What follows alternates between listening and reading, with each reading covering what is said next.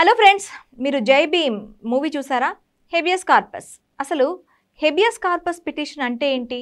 మరి దాన్ని ఎవరు వేయగలరు? హెబియస్ కార్పస్ అంటే నువ్వు ఒక వ్యక్తి కోర్టు ముందు హాజరుపరచాలి అని అర్థం. అంటే ఎవరో ఒకరిని అక్రమంగా నిర్బంధిస్తే వారి తరపున కోర్టును ఆశ్రయించి విడుదల కోరే పిటిషన్ అనమాట. కానీ ఇటీవల తెలంగాణ హైకోర్టు తీర్పు ప్రకారం స్నేహితులు ఈ పిటిషన్ వేయకూడదని, అర్హులు కారని చెప్పేసింది. ఈ కేసులో వ్యభిచార గృహం నుండి రక్షించబడిన ఇద్దరు మహిళలను విడుదల చేయాలని ఒక స్నేహితురాలు హెబియస్ కార్పస్ పిటిషన్ వేసింది. విచారణలో భాగంగా బాధితురాళ్లతో రక్త సంబంధం లేదా న్యాయపరమైన బంధం లేని స్నేహితులు ఇలాంటి పిటిషన్ వేయలేరు అని కోర్టు స్పష్టం చేసింది. హెబియస్ కార్పస్ పిటిషన్ వేయగలిగేది బాధితుడి కుటుంబ సభ్యులు మాత్రమే లేదా చట్టపరమైన గార్డియన్ మాత్రమే.